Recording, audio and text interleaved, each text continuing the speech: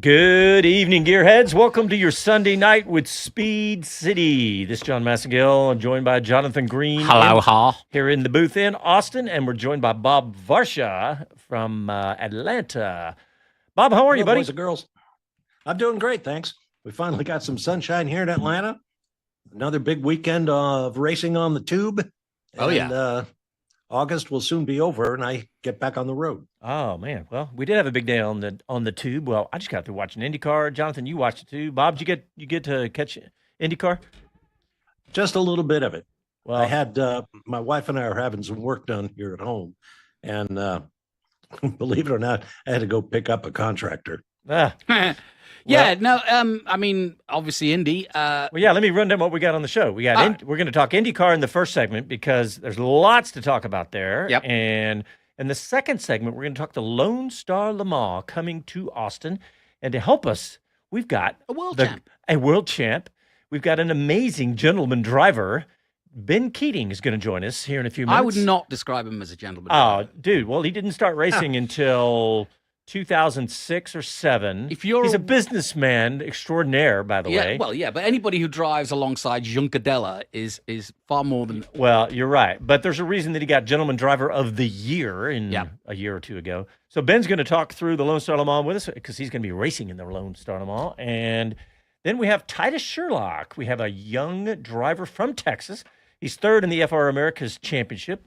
And he's from Prosper, Texas, so we'll have him on. And That's a good racing name, you see. You know he's going to be successful. Titus Sherlock. It is. Bob Brown, no way. Yeah. Jet Bowling, yes. Sounds like the name of a TV detective from London. Yeah. He does, doesn't it? I do like that. There was a Titus, though, that won the first Trans Am title. Jerry Titus. There you go. Mhm. Yeah, you've got the encyclopedia on the other end of the line, Jonathan. And then in the fourth segment, we've got the guys that founded the Exotics Network, and they're going to be at the Lone Star Le Mans, but they're guys who founded it here. Exotic animals, or hopefully this is exotic cars. cars? Okay, so It might be animals because they I'm don't really not feed that, them as much. I don't really know I was much about hoping these for guys. exotic dancers. But There you go. Not going to happen either. Now, I'm really excited about these. That's that. Supercars. These things, I'm sure, are just going to be amazing. Yeah. All right, let's talk about IndyCar first. Alex Palou, 4th championship for this young 28-year-old. Only what?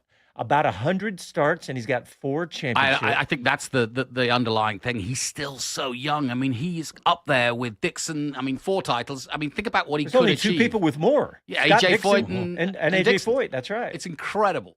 Yeah, and of course, Will Power won the race and held on for a long time. I mean, Yeah. Wow. Alex Palou started off on pole, and he was looking great, and then he had an electrical connector issue.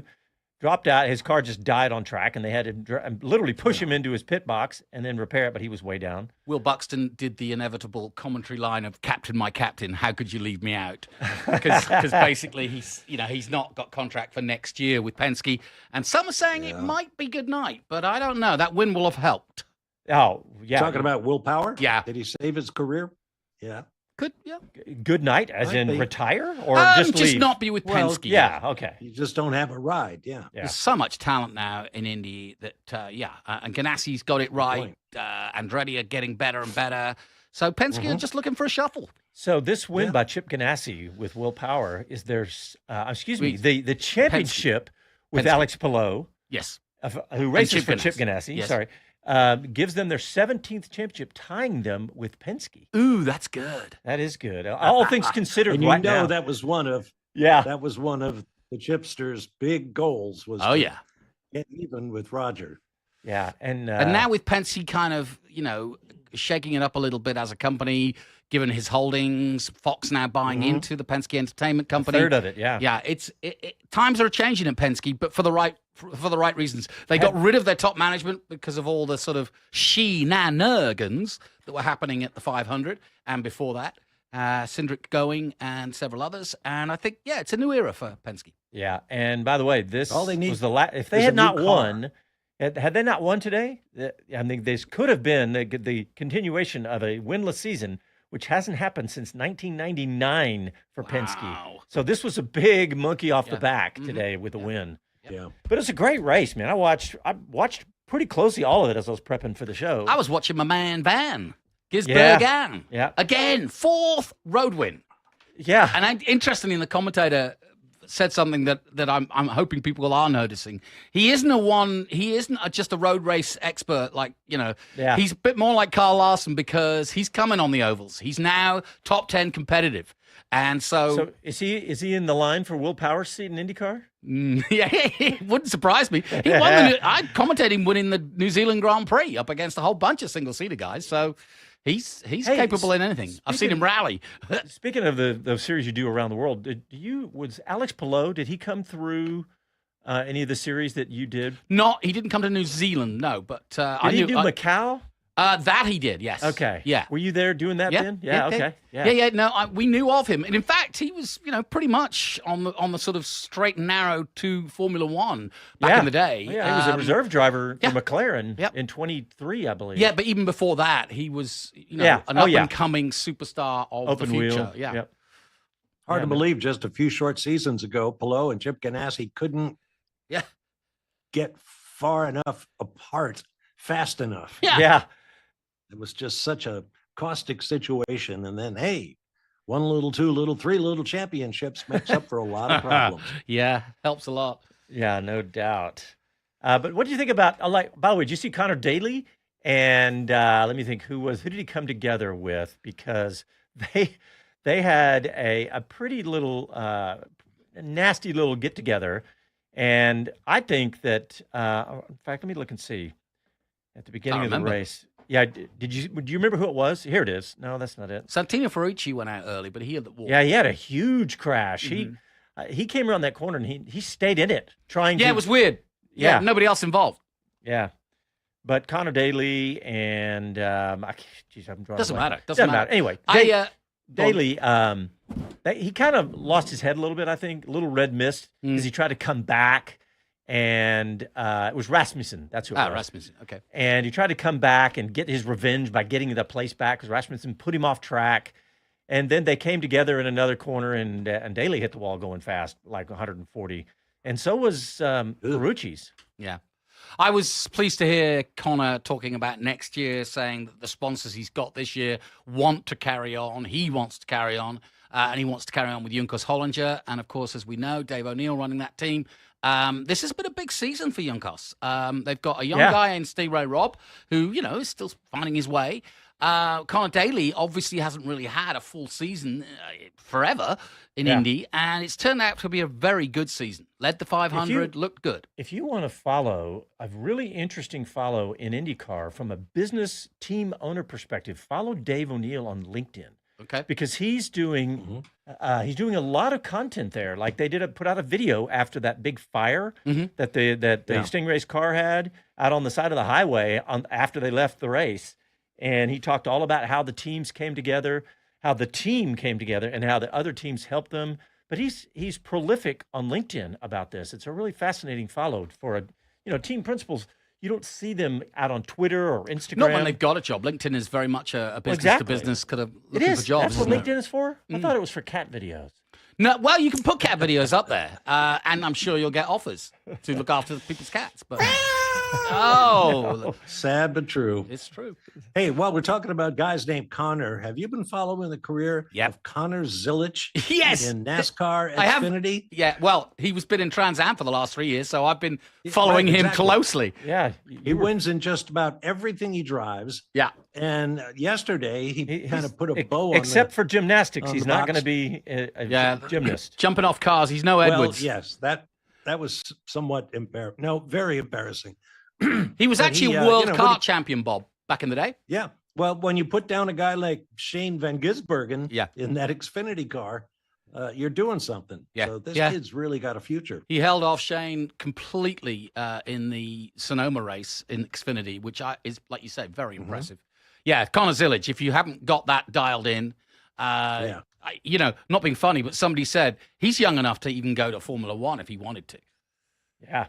All right, guys, let's get a quick break in. And when we come back, Ben Keating is going to be joining us. You can listen to your Sunday Night with Speed City back after these messages.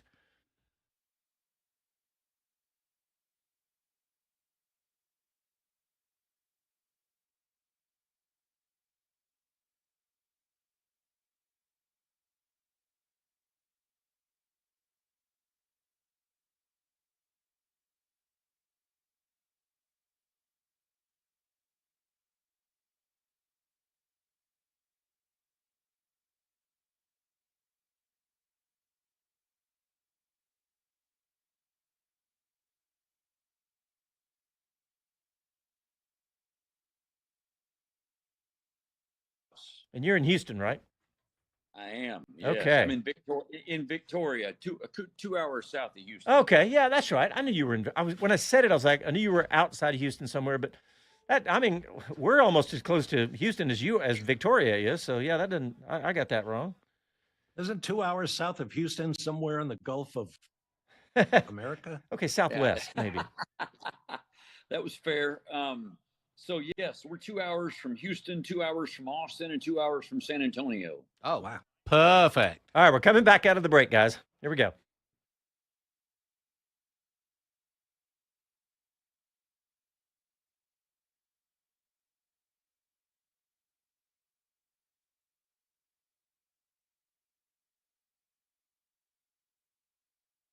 I'm Liam Lawson, and you're listening to Speed City.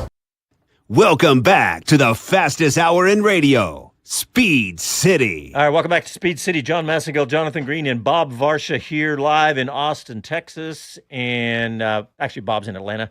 But we're excited to welcome our next guest. He is a fantastic race driver to start with. He is probably one of the most prolific, most versatile race drivers on the planet. The 2022, I believe, Gentleman Driver of the Year. Welcome to the show, Ben Keating. Hey, thank you very much. Excited to be on the show. Ben, I got a bone to pick to him.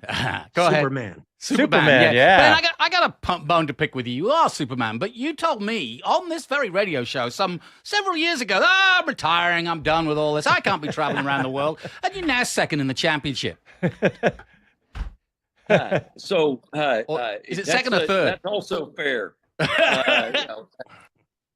I would say I never said the word retire. I won't quit, but I don't know how long I will keep doing, world endurance or IMSA racing. I know I'll do it again next year, but I'm really, really looking forward to two things, and that is doing more chunk car racing. Yep. And doing more racing some of the cars I have in the garage in historics. Oh, nice. Oh, good. Well, I'll see you. I'll be at reunion next weekend. What are you thinking? Like SVRA, or like Jonathan's going to be in Monterey next weekend? So I'll say I don't have any idea what I'm thinking. Is there a car? Is there a mark? I mean, you've been a Corvette and a Ford man pretty much most of your life. Is there a particular... I mean, you'll be rubbing shoulders with Mr. Farley because he's doing that. And so, I still have the Viper that I won Daytona in 2015. I still have the Ford GT from Le Mans of 2019. Oh, nice. I still have the AMG GT3 that I won the North American Endurance Cup in 17, 18, and 19 in. I have the Corvette from the World Championship in 23. Nice. So I've got a lot of fun cars to play with. I've just got to figure out which one I want to drive when I start that next chapter. Wow, that's amazing. You're pretty famous for driving multiple cars in a single race.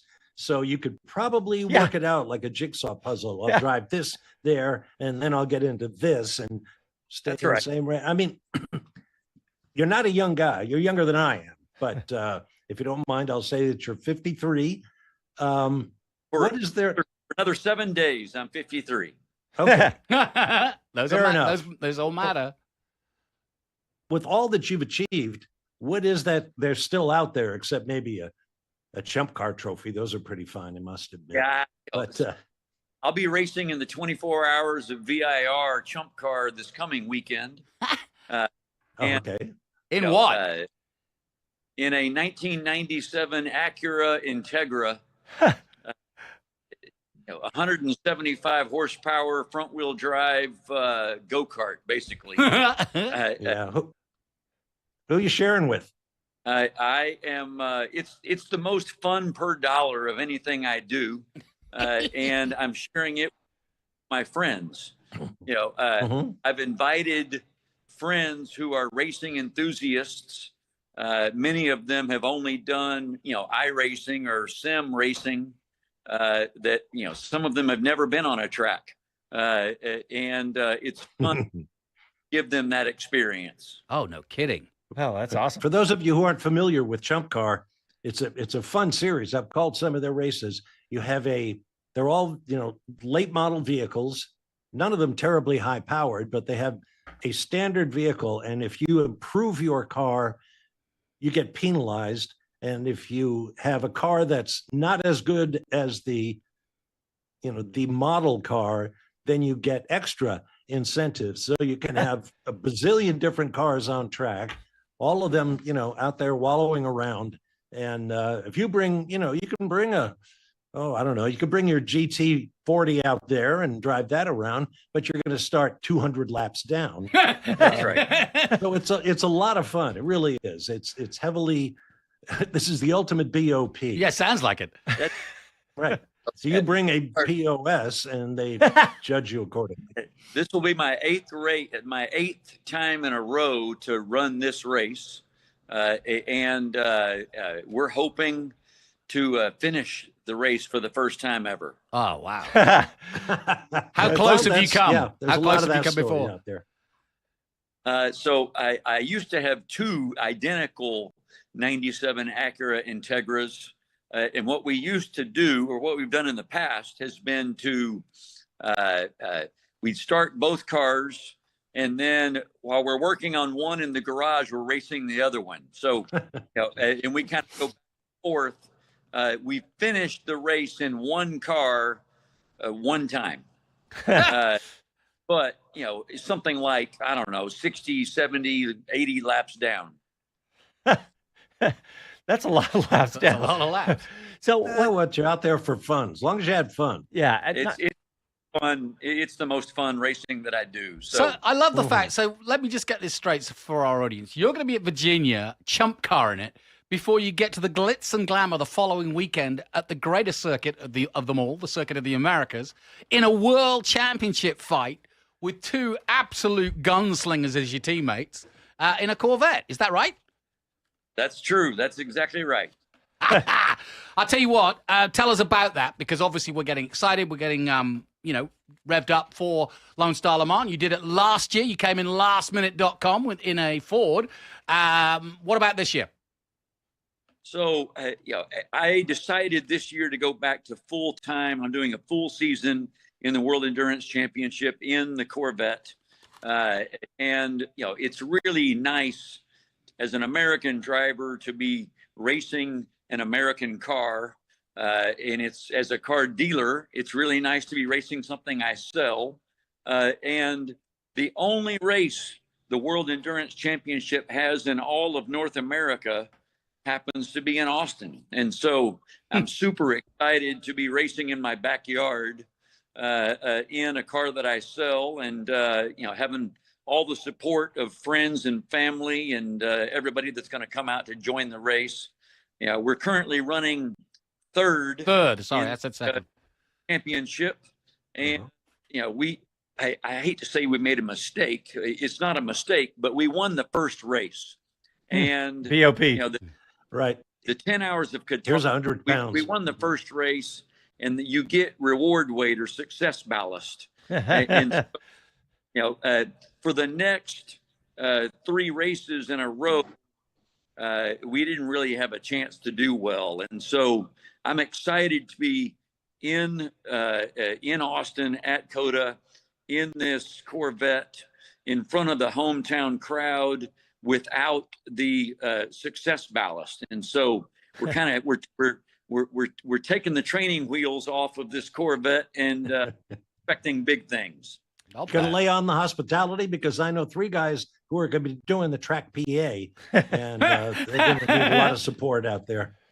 I have rented a suite, and I have 350 of my closest friends coming to watch. Oh my gosh! Awesome. So Jonathan, where and is Bob, your suite? Jonathan and Bob can handle the PA. I'll go you up and join them, entertain the guests up in the So suite. where is your suite? We'll give you a shout out.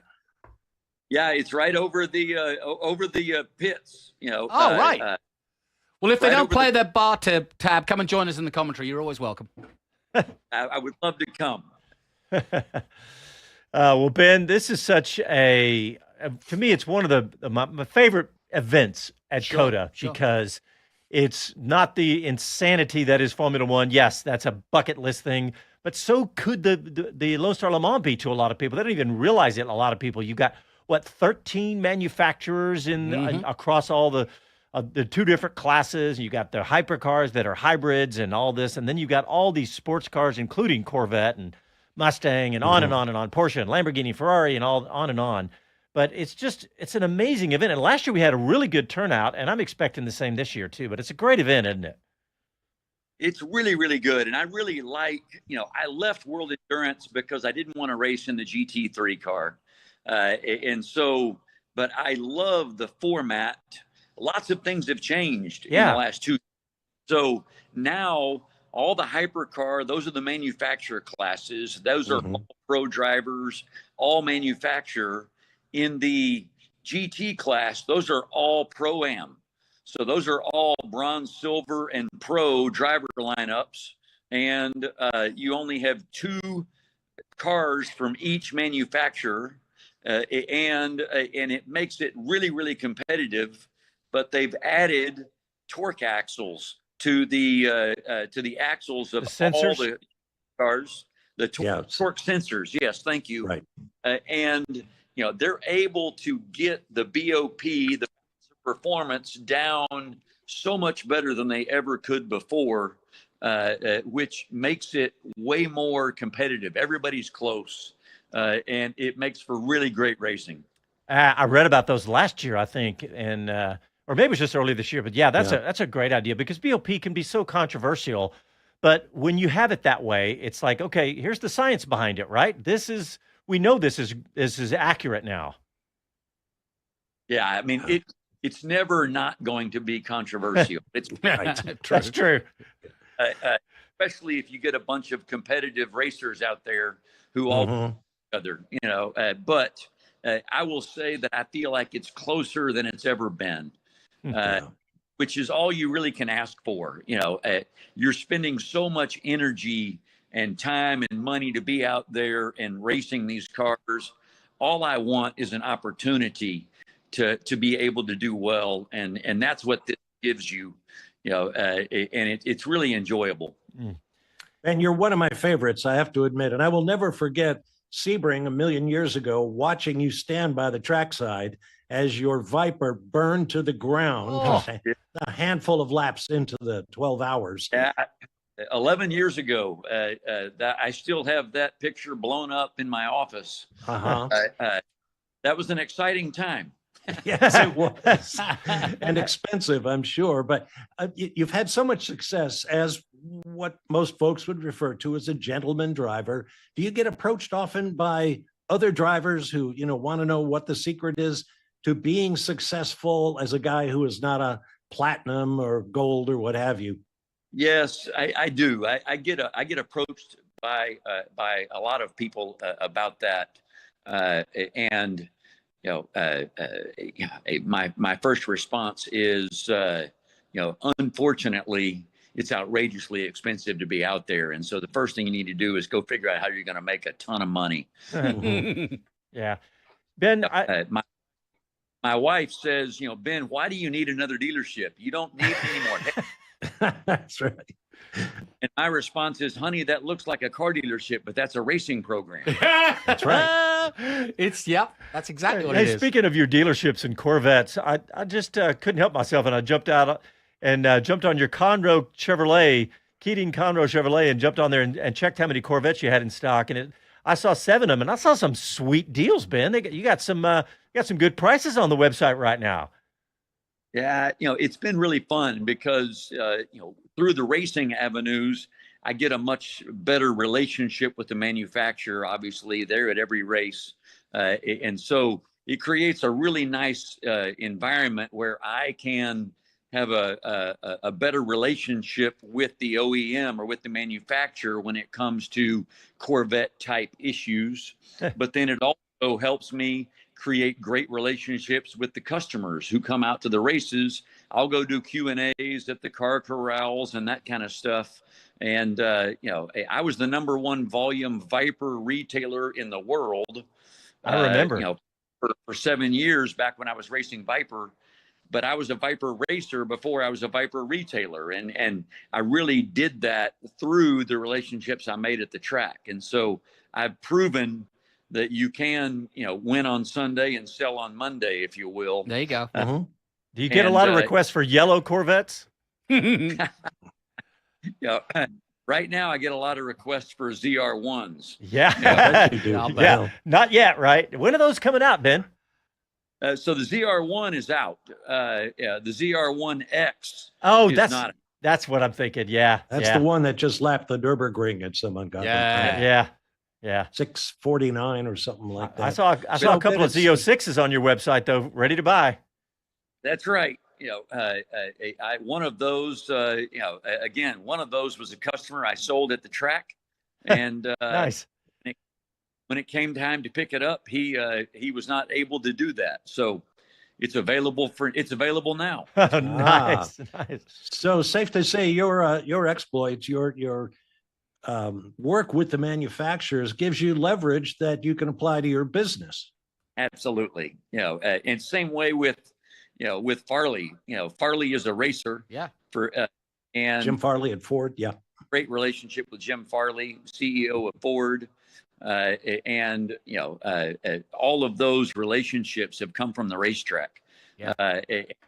It just makes such a big deal. You go down the line of all the different manufacturers that I've raced for through the years, and those relationships are irreplaceable. It's nice.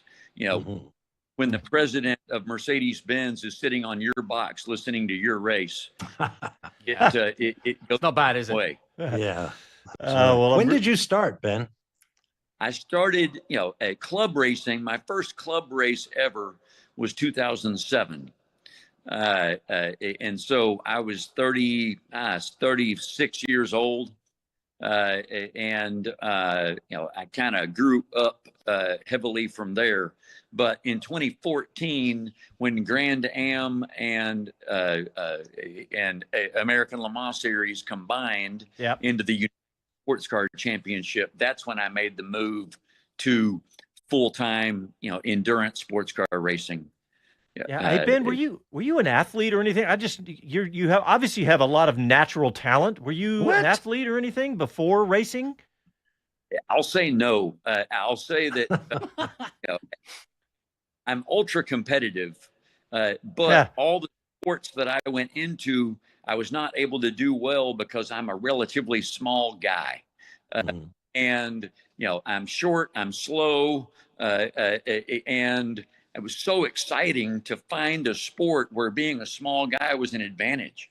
And, not only that, but combining my vocation with my recreation, combining what I do for a living out there on the track. It was just like a match made in heaven. It really, really nice. But since I started caring so much about racing, I've really gotten into cycling because it's the only way I can know. It's the only way I can match the experience that I have in the race car. I can go out and ride a bike for 3 hours in this heat in Texas with 150 beats per minute heart rate.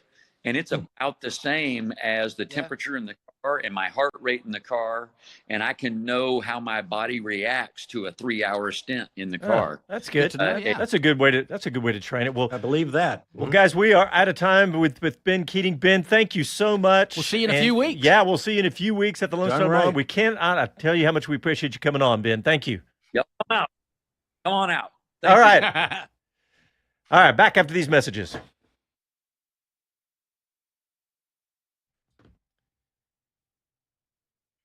Hey, Ben, thank you very much. We really appreciate it. Yep. Happy to be on the show, man. When's good to give you a call in the week? What's a good time? I'm going to be in Washington. Call anytime. I'm going to be in Washington, D.C. for 3 days, and then I'll be at VIR. But of course, so call me. All right, we'll do. Thanks, Ben. It's always great to say, excuse me, Mr. President, I can't talk to you right now. Yeah. The guys from Austin are calling me. The guys from Speed City need me. My son's in law school in Georgetown. We're going to visit. All right, we got to run, Ben. Thank you. Titus. Hey, how's it going? Good, man. We're in a break right now. Okay. Gotcha. Titus, we got Bob Varsha in Atlanta and me and John in the studio. Oh, cool. Hello, Titus. This is Bob. Nice to meet you. Hey, Titus. And you're following a world champion from Texas in Ben Keating, so that's not a bad intro. Yeah, I didn't expect that when I joined. Hey, you did Get one his business Ferrari card. challenge. All right.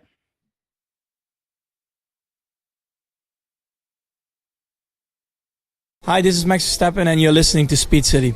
Welcome back to the fastest hour in radio, Speed City. Thank you, Max, for bringing us back. By the way, I stumbled across an interview we did with Max Verstappen in 2018 Here at Coda. And I had the entire thing.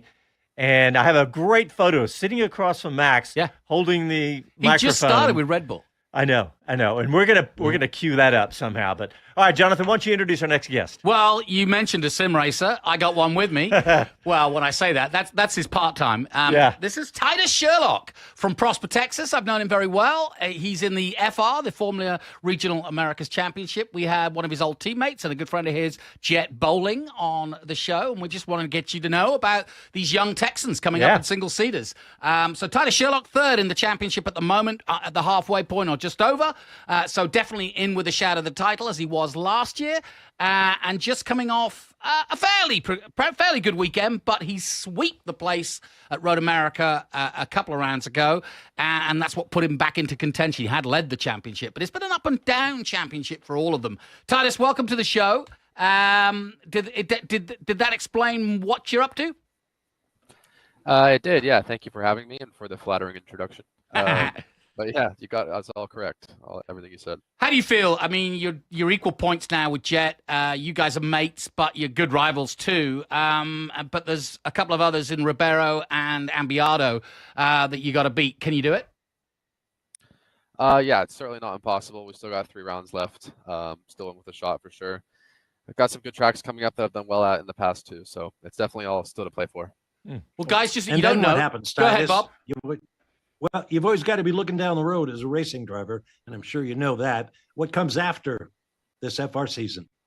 I'm not 100% sure, but we're definitely looking. We have a couple options. Moving to sports cars is definitely one, with a couple opportunities there maybe.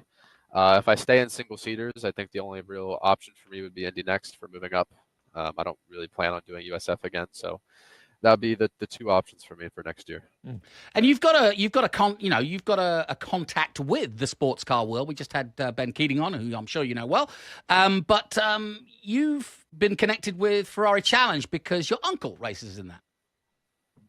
Yeah, I did 1 round of that last year, and it was fun. I don't think that's what I would be doing if I went to sports cars, but I definitely got some good contacts there. I know a lot of good people, so hopefully we can put something together if that's what it comes down to. So what's the starting point in sports cars? Yeah, I don't really know. We were potentially looking at Carrera Cup as an option. Obviously, following in the Ryan Yardley footsteps. Yes, yeah. And sure. Obviously, he's doing quite well. He came from FR. He went straight into that and is doing really well. So that was something we were looking at. You know, any of the IMSA Pilot Challenge, anything where opportunities crop up. You know. Always in contact with different teams and different championships, trying to see what I can make happen. Titus, what was your original motivation to go racing when you were younger? Because you're obviously still young.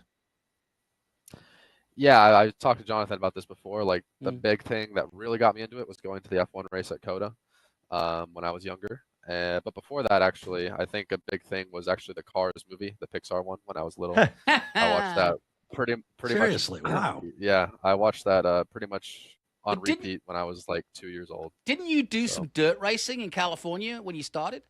I did. Yeah, that's what I raced first. I raced in the Lucas Oil Off-Road Series, which doesn't exist anymore, but that was the short course off-road series, and I did the mod kart class, which was a big step at the time, and I didn't do quite well because I had literally no idea what I was doing. But it was fun. It was a good place to get started for sure. How much of your sim racing? What do you attribute your sim racing to success on the track? Absolutely. I think pretty much everybody does it now. You're in the exception if you don't. But yeah, absolutely. I mean, not everything is 100% like real life, but it gets the job done. I mean, the racecraft, I would say, is 1-to-1. Like when you're racing in the sim, you're setting up passes and defending in the exact same way you would in real life. And I think it helps you be really adaptable as well, because in the sim, I could drive any car I want around any track I want around any conditions, so you get a lot of experience trying different things out. So I think that's what it's really good for. Do you have to spend like 25 grand, or can you get started with something decent for like 5 grand, or what do you got to do? You don't even need to spend that if you don't want to. I mean, there's every year the prices for the lower end equipment gets cheaper as the technology gets better. Mm-hmm. You can have a direct drive wheel setup now for a couple $100. Wow, they have come down. Like, what's the big brand? Yeah. The wheel guys? Fanatec. Fanatec. I mean, are those kind of equivalent? Right. Yeah, they have I think it's called their, I can't remember what the model's called, but Fanatec has a baby direct drive that's about this big. Yeah. And I think it's like $350 or something for the wheelbase. So it's really easy to get into it now. All you really need is a computer as well, and then a set of pedals, and you're good to go. You need a GPU? You need a big old GPU, expensive one, or no? That helps. It helps, but nothing too crazy. Especially if you're getting into iRacing. Oh yeah, they don't care, do they? They don't. Yeah. No, the game's from 2008, so it's actually quite easy to run, and it's actually more CPU based. So even a relatively budget computer should be fine. Well, Titus, I've got to ask you, what about your fellow sim racer, a guy called Max? Did he make the right decision to stay at Red Bull?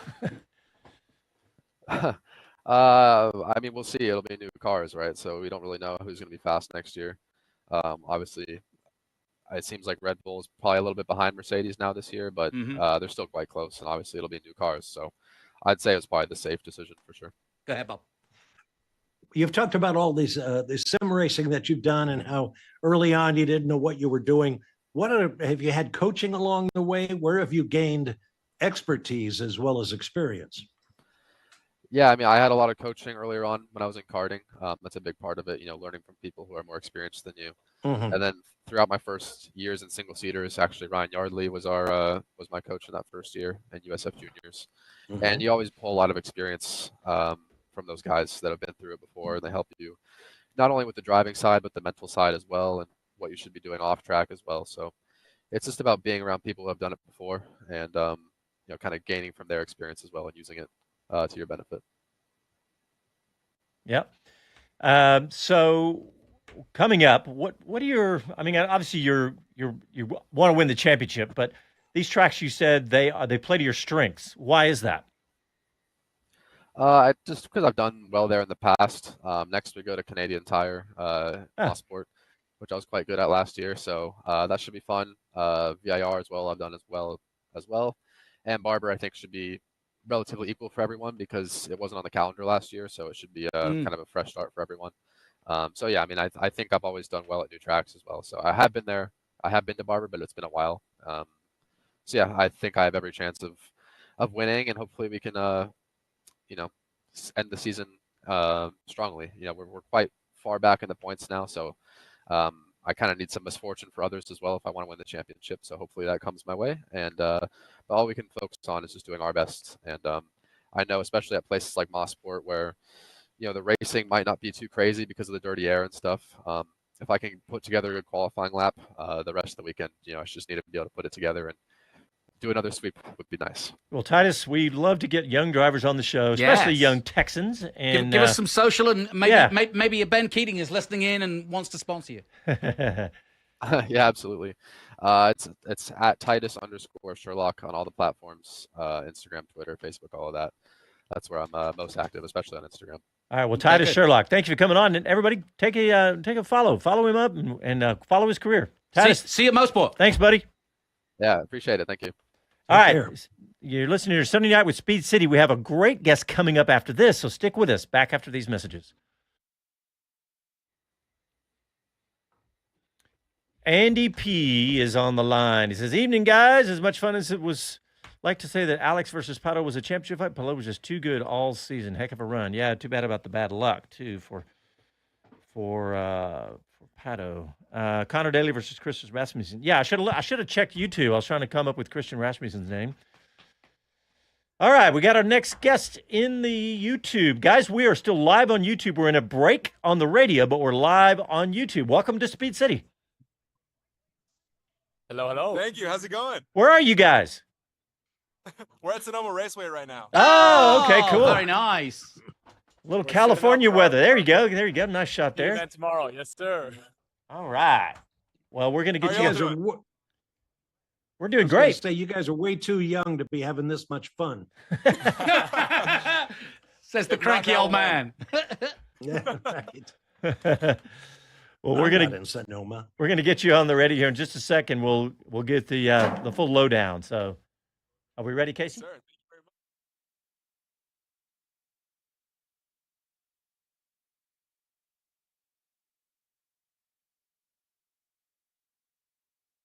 This is David Hobbs, and you're listening to Speed City. Welcome back to the fastest hour in radio, Speed City. All right, welcome back, everybody. We are getting excited for the Lone Star Le Mans coming September 5th through the 7th here to Austin, to Circuit of the Americas. And at the Lone Star Le Mans, there's going to be a very interesting event within the event from the guys at the Exotic Network. And we have those gentlemen with us. And guys, introduce yourselves and let's learn a little bit more about what you guys are doing. Yes, sir. Well, first of all, thank you for having us on. My name is Anand Clemens. I'm Adonis, and we're the co-founders of the Exotics Network, and we're super excited to be partnered up with WEC this year for the Lone Star Le Mans race to put on a bit of a spectacle in Austin. Well, tell us what the Exotic Network is. Yeah, so the Exotics Network is kind of exactly what it sounds like. We know it's a bit vague, but it's essentially a community of exotic car owners as of right now across the United States, but hopefully soon across the world. We're based out of Austin, Texas primarily, but we are currently, at Sonoma Raceway. We're going to be hosting an event here for, the Monterey Car Week event, which is one of our favorite events of the year. And so that's kind of what we do. We have this giant network of exotic car owners that we put on events and experiences for, as well as the community at large of enthusiasts. Awesome. What a great place to do that there. Go ahead, Bob. What qualifies as an exotic? How do you define who can get in? What you are, Bob? Well, that's a great question. Highly disputed. Anand, what do you think? That is a good question. We do get a lot of mixed opinions on this, but in our book, really something about the R8 level, something above the Audi R8, anything above that. The Corvette C8 is maybe an entry level exotic as well, but okay. We're talking mainly around the $300,000 range is usually the Ferrari 488, the Lamborghini Huracan is kind of the go-to average exotic. Then it goes up to the hypercar level with Paganis, Bugattis, Koenigsegg's, which are well over $1 million. Right. Yeah. Okay, I can see that. That seems like a reasonable level, $300,000 to make it an exotic. So let's talk about what you got. Talk about what you do. You say you have an event. You're at an event now, and you're going to host an event. What does that mean? Do people get to see the cars on track? What exactly are you doing? So the event that we're hosting here at Sonoma, or the one in Both, Austin? Both. Okay, so we'll start off with the one here at Sonoma. This is called our Road to Car Week event. Obviously, Monterey Car Week is the biggest event of the year for car enthusiasts. We're here a couple hours north of Monterey at beautiful Sonoma Raceway. We're putting on a hypercar only event. So this is for our members that own the cars we mentioned at the just before, Bugattis, Paganis, the car that's over $1 million and over 1,000 horsepower. That's a hypercar in our book. So we're hosting around 25 hypercar owners tomorrow. It's a private track day at the racetrack. And then on Tuesday, we're doing a drive over the Golden Gate Bridge, Pacific Coast Highway into Monterey Car Week, where we'll be kicking off the festivities for the rest of Car Week on Tuesday evening. And I'll be finishing them off the following Saturday on the mics. That's right. You'll be there at the racetrack. Yeah, tell them what you're doing, Jonathan. So we're doing the TV or the live stream coverage we have done for the last 5 years. So looking forward, and awesome. So we should be in touch. Absolutely, we'd love to. Yeah. So, what are your individual backgrounds? How did you come together and get this idea to have the Exotics Network? So that's a bit of a long story, and we could talk about that for hours. But to give a pretty quick rundown, Anand and I, we both met in college. Sorry, we know it's a little bit loud. No, we can't hear it at all. It's perfect. You're fine. We met at the University of Texas at Austin. I was studying computer engineering with a minor in entrepreneurship, and Anand was studying computer science with a double major in business management. And we kind of just had a talk, one day as we were finishing up school. And it was one of those moments, as guy friends always do, of like, oh, we got to start a business, and we had no idea what to start. We had no experience doing anything at all ever. So we just we thought about our passions. Anand is a crazy car guy, and I love people, and I think people are infinitely interesting. And so that kind of just seemed like the obvious thing to do, was to put on events for these kind of individials. So you guys didn't go to that? Yeah. When was that? Yeah. That was last week. Met initially yesterday, actually. We met initially in February of 2023, and then we started putting on events closer to September of 2023. Awesome. Have you thought about going to Robert Urkovic and getting on Shark Tank? To be completely honest, we're still trying to figure our stuff out, so we don't want to bring any investors on board until we kind of have a plan. Yeah, make sure the money gets put to good use. Okay, I got a question. I'll go on, Ben. Go ahead. Now, mine's a silly question. Is, okay. Well, let me get mine in first, then the silly one. I assume these are owners driving their cars. Correct. What kind of restrictions do you put on them? Because obviously, this type of car is way better than this type of driver, to put it bluntly. Yeah. So, what do you tell the guys? It really depends on the type of event, right? So, if, sometimes we have track events where most of these people who have track focused cars, they're familiar with tracking because they bought it for that purpose. But if not, oftentimes we have instructors that could teach someone how to use the car. So when it comes to track events, there's not really limits that we set. They're more specifically track limits, and that'll depend on the track. But it really comes down to just their own personal judgment of how hard they want to push it, because at the end of the day, liability falls on them as the owner, and they can take as many risks or as low risks as they want. Now, whenever it comes to any of our drives where we're driving on public roads, of course, that's a matter of public safety. So we always make sure to have police escorts with us almost anywhere we go, which is including the event that we're going to have on Tuesday of driving down from Sonoma to Monterey. We're going to have a full police escort with us the whole way to make sure our people maintain speed, that they're all safe, everyone's happy, no one's trying to get involved with that group, etc. What I love about this is that this is just, remember, Jonathan, in 2010 when COTA was announced, it was going to be the epicenter of all these amazing things like hotels and all these businesses related to it. But there were things crickets for a few years. For a few years, but some of that's actually happening now. Like, for example, I know you guys are going to be gathering at T11. There's Garages of the Americas right across the street. Yes. Yeah. So tell us what you're going to be doing at T11. That's the car condos within the grounds of Circuit of the Americas. Yeah, absolutely. Well, T11 is going to be our kickoff location. So for Lone Star Le Mans, we're going to have all of our members that are participating in that event meet us at the T11 car condos, which, if you don't know what T11 is, it's a luxury car condo community at turn 11 of Circuit of the Americas. And it really is state-of-the-art facilities. These are the greatest condos that we've seen been built in the past 10-20 years from what our members have said to us as well. So we will be meeting over there. A lot of our members own condos out there, and we will have a kickoff party at the T11 car condos before we drive that short stint into the racetrack to Tunnel Road, where we'll line up all the cars on Tunnel Road for the fans to walk past and experience the 80 exotic cars. I love this idea of you said a word in there, one word. It was the C word. It was community, because exactly. Glad you clarified that. I'm just clarifying that. Yeah. What I love about it is that both at T11 and at GOTA across the street is that there's some of these things that are like crazy big and crazy expensive, but they also have small ones. And some of the guys, like I've met a bunch of owners, and some of them are, titans of industry, but some of them are just guys that are track guys and have scraped enough together to have their Miata on track, and they're buying these things as an investment, right? And so it's, but the fact that it's a community of these, because you know how when you go to a car show, you don't have to, car shows, people at car shows there are no barriers. There's no age, there's no political, there's no sex, there's no income. You can have all of those. No sex, no drugs, no wine, no. I would hope not. There's no sex on the radio side either. Oh, man. Anyway, the community part of it is so cool. Yeah, you're very true.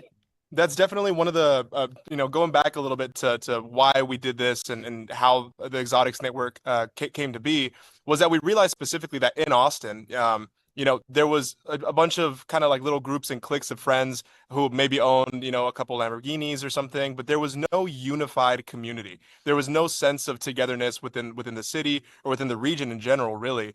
Houston and Dallas, those are more established cities. They'd had wealth for a little bit longer, so the exotic car community, the luxury car community had already been quite established. But in Austin, we had the purpose-built Formula One track. We have all these things going on at Circuit of the Americas, yet there was nothing for the exotic car owners. So that's something that we found out whenever we started making friends with some of these people that own these exotics.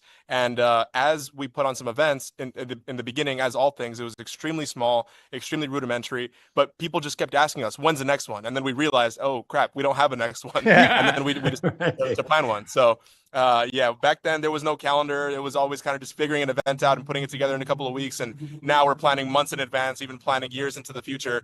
But going back to everything, at the end of the day, what we want to do is we want to build a community. Some things that people don't know about us is they just assume we're a car club. So as with most car clubs, you pay your annual membership fees and you have all that kind of stuff. We don't have any annual membership fees or monthly membership fees whatsoever. We basically want people to feel like they're a part of this giant family. We also don't really believe in the tribalism that a lot of things have, a lot of communities have, of you're a part of my group and not this group and you can't join anything else.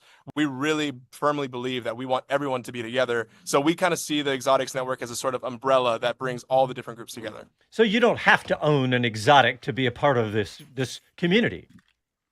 Yeah, so a lot of the people that we can say are also within the network are a lot of the enthusiasts, right? So people that might have some cars that are not necessarily exotics but are working their way up to do that. We also love to involve them with their more public events. Absolutely. Oh, that's fantastic. Really how many cars are you expecting? Sorry, what was that? How many cars would you like to have at COTA? So for the Lone Star Le Mans, we're gonna have around 80 to 85 exotics. Oh wow, that's great. You know what? You guys hit something on the head, because I remember I've been in Austin my whole life, right? And you said something about the wealth wasn't here, because it wasn't. It wasn't Dallas. I mean, we always thought of Dallas as being wealthy. Yeah. I remember seeing an F40 on the streets going down 2222. No way. I mean, and actually, the very first one that was spotted was my wife. She called me when it was like early days of cell phones, and she called me and she goes, I saw this crazy car and the guy was mad because he turned 40. I said, what do you mean? She said he had F40 on his license plate. I was like, oh my God, that's what you saw? And nowadays in Austin, you can't throw a dead cat without hitting an exotic, because Austin is now. But guys, hey, we're out of time, but thank you so much for coming on, and best of luck. And you guys need to hook up with us, connect with us, because we are in the heart of Austin motorsports community. And Johnny, what do you got? One question. I want to ask some youngsters. Opening scene of the F1 movie. Good? Liked it? It was great. Fantastic. See, us Led Zeppelin fans, we've still got some to offer. Hey, guys, thanks a lot for coming on, and best of luck with all of what you're doing, and stay in touch with us. Thank you very much. Thank you for having us. All right, y'all have a good time out there. Thank you. Bye. Man, those guys, they also look like models, by the way, if you're just listening on the radio. Was his name really Adonis? I know, they look like... I was like, hang on a minute. Oh, they're having a blast out there, I'm sure. Yeah, they look like they're having a great time. What a cool concept, too. I love the idea that they're pushing the community side of it, not the sort of tribal side of it. Yeah, exactly. In fact, I didn't know what it was, and I was a little skeptical of who, but the fact that they're bringing in more people. I was going to use the I word, inclusive, but that's so overused these days. But the fact that they're not saying you have to have a $300,000 car to join the club. So it'd be interesting to follow them. I just love how there's so much of this happening in Austin right now. Yeah, it's taken 10 years. More than 10 years. Yeah, it's happening. There's so many cool car communities now, so many cool car shows. It's really fun that Austin has that. All right, we're under a minute. What do we got? So we got 2 more shows before F1 comes back.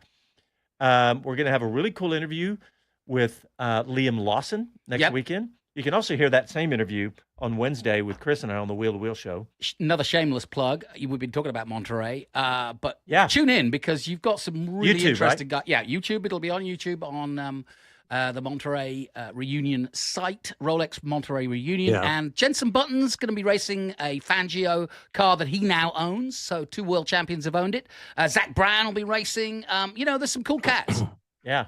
Yeah, very cool cars too. Oh yeah, just spectacular stuff. It's the WeatherTech Raceway Laguna Seca, and Mr. WeatherTech will be there with his amazing collection of cars. I'm sure.